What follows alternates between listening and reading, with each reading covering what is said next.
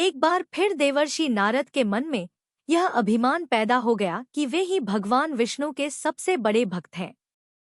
वे सोचने लगे, मैं रात दिन भगवान विष्णु का गुणगान करता हूँ, फिर इस संसार में मुझसे बड़ा भक्त और कौन हो सकता है। किंतु पता नहीं श्रीहरि मुझे ऐसा समझते हैं या नहीं। यह विचार कर नारद भगवान विष्णु के पास क्षीरसागर में पहुंचे और उन्हें प्रणाम किया। विष्णु जी बोले, आओ नारद, कहो कैसे आना हुआ। नारद बोले, भगवन, मैं आपसे एक बात पूछने आया हूँ। भगवान विष्णु बोले, मैं तुम्हारे मन की बात जानता हूँ नारद, फिर भी तुम्हारे मुंह से सुनना चाहता हूँ। नारद ने कहा, हे देव, मैं जीवन भर आपका गुणगान करता रहा हूँ, पल पल हर क्षण मुझे बस आपका ही ध्यान रहता है। आप मुझे यह बताइए कि क्या मुझसे भी बड़ा आपका कोई अन्य भक्त है संसार में। भगवान विष्णु समझ तो पहले ही गए थे कि नारद को अपनी भक्ति पर अभिमान पैदा हो गया है, किंतु अपने मन की बात छुपाकर वे बोले, नारद, इस प्रश्न के लिए तो तुम्हें मेरे साथ मृत्यु लोक चलना पड़ेगा। नारद बोले, ठीक है भगवन, मैं मृत्युलोक चलने के लिए तैयार हूँ। भगवान विष्णु नारद को लेकर मृत्युलोक चल पड़े। धरती पर पहुंचकर दोनों ने किसान का भेष धारण किया और एक गांव के किनारे बनी एक झोपड़ी की ओर चल पड़े। विष्णु बोले, नारद, मेरा एक बहुत बड़ा भक्त यहाँ इस कुटिया में रहता है। आश्चर्य है, क्या मुझसे बढ़कर भी किसी की भक्ति हो सकती है। नारद के मुख से निकला, क्या वह भी मेरी तरह आपका ध्यान लगाए रहता है। आओ, स्वयं ही जान लोगे। विष्णु ने कहा और उस कुटिया की ओर बढ़ गए। किसान उस समय कुटिया के बाहर अपनी गाय को बांध रहा था।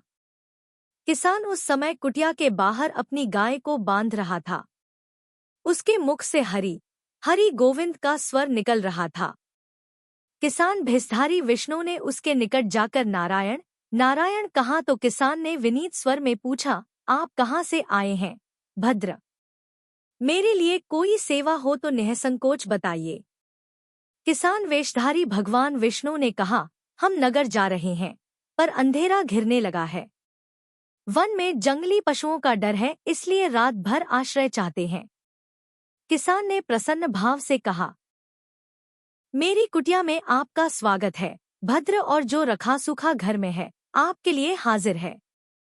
भगवान ने मुझे आप लोगों की सेवा करने का अवसर दिया है, बड़ी कृपा हुई उनकी। बाहर दालान ने एक खटिया पर दोनों को बिठाकर किसान अंदर गया और अपनी पत्नी से कहा, देवी, दो अतिथि आए हैं। किसान की पत्नी उस समय अपने बच्चों को भोजन परोस रही थी। धीरे से आटे का बर्तन दिखती हुई बोली, घर में इतना सा ही आटा है और ये बच्चे और भोजन मांग रहे हैं। किसान बोला, कोई बात नहीं, हम अतिथियों को भरपेट भोजन कराएंगे। तुम बच्चों को आज कांजी बनाकर पिला देना। नारद और भगवान विष्णु ने उन दोनों का सारा वार्तालाप सुना, फिर भी परीक्षा के लिए भोजन की थाली पर बैठ गए। जब दोनों भरपेट भोजन कर चुके तो नारद सोचने लगे, यह सीधा साधा गृहस्थ भगवान का सबसे बड़ा भक्त कैसे हो सकता है। उधर श्रीहरि ने किसान से और भोजन लाने की फरमाइश कर दी। बोले, मेरा पेट अभी नहीं भरा, क्या और भोजन मिलेगा। किसान रसोई घर में गया और जाकर पत्नी से पूछा, कुछ और भोजन बचा है क्या। पत्नी बोली, बच्चों के लिए कांजी बनाई है, बस वही शेष है। विष्णु और नारद वह भी पी गए। किसान और उसके परिवार को भूखे ही सोना पड़ा। भूखे बच्चे माँ का आंचल थाम के उठे, माँ, नींद नहीं आ रही है, मुझे बड़े जोर की भूख लगी है, पिताजी ने उन अतिथियों को कांजी भी क्यों पिला दी। किसान ने बच्चे के सर पर हाथ फेरते हुए कहा, अतिथि को भोजन कराना स्वयं विष्णु भगवान को भोग लगाने के समान है बेटा। बाहर दालान में दोनों अतिथि अलग अलग बिस्तरों पर लेटे हुए थे। भगवान विष्णु ने कहा, तुमने सुना नारद, किसान और उसके परिवार को भोजन नहीं मिला, फिर भी वह मेरे गुण गा रहे हैं। यह तो कुछ भी नहीं है। मैंने तो कई कई दिनों तक भूखे रहकर आपका स्मरण किया है। अगले दिन सुबह उन्होंने देखा किसान भगवान विष्णु की मूर्ति के सामने कह रहा था, गोविंद हरि हरि, तुम सदा मेरे मन में बसे रहो, बस मुझे कुछ और नहीं चाहिए। फिर दोनों अतिथियों से बोला, हरि की बड़ी कृपा है, वही जग का रखवाला है, प्रभु की दया से रात को कोई कष्ट तो नहीं हुआ। जब तक आपका जी चाहे तब तक आप दोनों यहाँ रहे, मैं खेत पर जा रहा हूँ। किसान भेषधारी श्री हरि बोले, हम भी तुम्हारे साथ चलेंगे यदि तुम्हें कोई आपत्ति न हो तो। नारद और विष्णु भगवान किसान के साथ उसके खेत पर गए। किसान बोला, यही है अपना खेत, अब मैं अपना काम करूंगा। गोविंद हरि हरि। नारद बोले, तुम तो सत्पुरुष हो, भगवान के बड़े भक्त हो, हर घड़ी उनका नाम लेते रहते हो। किसान बोला, अरे कहाँ, काम से जब भी थोड़ा बहुत समय मिलता है तभी उनका नाम लेता हूँ। नारद ने पूछा, कब कब मिलता है समय?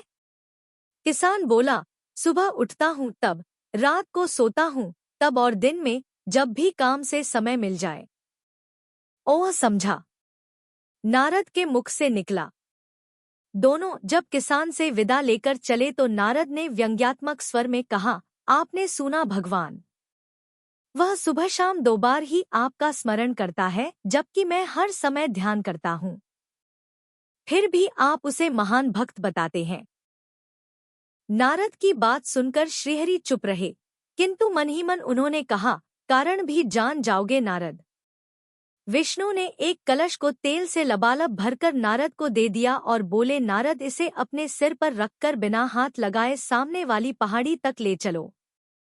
ध्यान रहे इस कलश में रखे तेल की एक बूंद भी जमीन पर गिरने न पाए। नारद बोले, यह कार्य सहज तो नहीं है। यह कहकर नारद ने कलश सिर पर रख लिया और पहाड़ी की ओर चल दिए। नारद पहाड़ी तक गए और लौट आए। विष्णु बोले, लौट आए नारद, ठीक है, अब यह बताओ कि इतनी दूर जाने और आने में तुमने कितनी बार मेरा स्मरण किया है? नारद बोले, एक बार भी नहीं भगवान। करता भी कैसे, मेरा सारा ध्यान तो तेल और कलश की तरफ लगा हुआ था। श्रीहरि बोले, तब तुम ही सोचो। वह किसान दिन भर कठिन परिश्रम करता है, फिर भी 2-4 बार मेरा स्मरण जरूर करता है, और तुम एक बार भी मेरा स्मरण नहीं कर पाए। विष्णु की बात सुनकर नारद के अंतर्चक्षु खुल गए। वह श्रीहरि के चरणों में गिरकर बोले, मान गया प्रभु। जो संसार के झंझटों में रहकर भी आपका स्मरण करते हैं, वे ही सबसे बड़े भक्त हैं। इसी तरह की धार्मिक और जानकारीपूर्ण वीडियो सबसे पहले देखने के लिए हमारे चैनल वेद भक्ति को सब्सक्राइब करें और वीडियो को लाइक व शेयर करना न भूलें। धन्यवाद।